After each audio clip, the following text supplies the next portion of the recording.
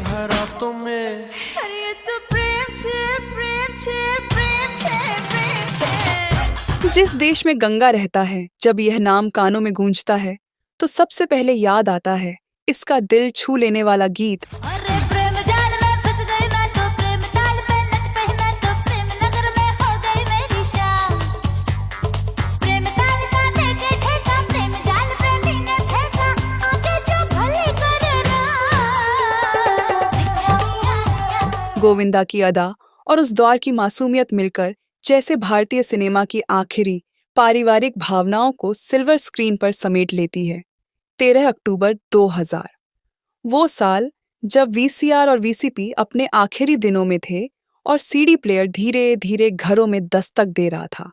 उसी दौर में आई थी जिस देश में गंगा रहता है, एक ऐसी फिल्म जो सिनेमा घरों में तो बस ठीक ठाक चली, मगर जब लोगों ने इसे टीवी पर देखा तब समझ आया कि इस कहानी में दिल है, जज्बात हैं और सच्चाई भी। अरे लाल चुनरिया वाली कोई घर मेरे भी लाओ, मैं कुआरा कब तक बैठूं बैंड मेरा बजवाओ। अरे जैसे भी चलता है चक्कर चलाओ, मेरी शादी करवाओ, मेरी शादी। Sacknil.com के मुताबिक फिल्म का बजट था 7 करोड़ रुपए और कुल नेट कलेक्शन रहा 7 करोड़ 40 लाख रुपए, यानी फिल्म बिलो एवरेज कैटेगरी में दर्ज हुई। लेकिन आंकड़े भले मामूली हों, यादें नहीं। चलिए जानते हैं पर्दे के पीछे की दिलचस्प बातें। बरसता रहता है जिस देश में गंगा रहता है, जिस देश में गंगा रहता है, भाभी कंगन खनकाती है और मालोरियां गाती। इस फिल्म का निर्देशन किया था महेश मांजरेकर ने, जो अपने गैंगस्टर ड्रामों के लिए जाने जाते हैं।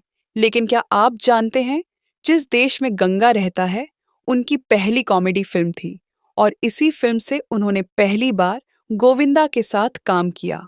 मगर यहाँ कहानी और भी दिलचस्प है। असल में ये रोल गोविंदा के लिए लिखा ही नहीं गया था। पहले सुनील शेट्टी को यह किरदार ऑफर हुआ था, लेकिन न जाने किस वजह से अन्ना ने फिल्म ठुकरा दी। फिर महेश मांजरेकर पहुंचे अरशद वारसी के पास। अरशद से भी बात नहीं बनी। किसी ने शरद कपूर का नाम सुझाया, मगर महेश को वो गंगा के रूप में जमे नहीं और तब जाकर यह रोल गोविंदा के हिस्से में आया। और सच कहिए, अब कोई और इस किरदार में सोचा भी नहीं जा सकता। फिल्म की दूसरी फीमेल लीड थी रिंकी खन्ना, यानी राजेश खन्ना, और डिम्पल कपाड़िया की छोटी बेटी। यह उनकी दूसरी फिल्म थी। पहली थी प्यार में कभी कभी, 1999।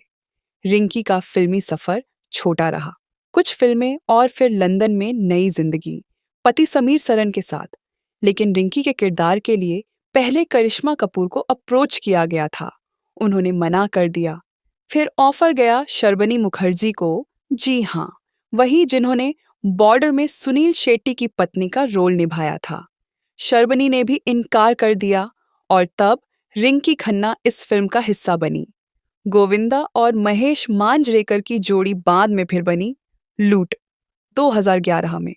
इस बार महेश ने एक्टिंग की और साथ थे सुनील शेट्टी, यानी वो सुनील शेट्टी जिन्होंने कभी गंगा बनने से मना किया था, सालों बाद उसी डायरेक्टर के साथ एक फ्रेम में नजर आए।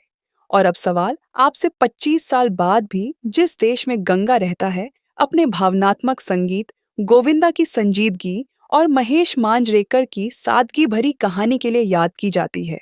तो बताइए, क्या आपने जिस देश में गंगा रहता है टीवी पर देखी थी या सिनेमा घर में? और क्या आपको लगता है कि अगर सुनील शेट्टी यह रोल करते तो फिल्म वैसी ही यादगार बन पाती? कमेंट करके जरूर बताइए।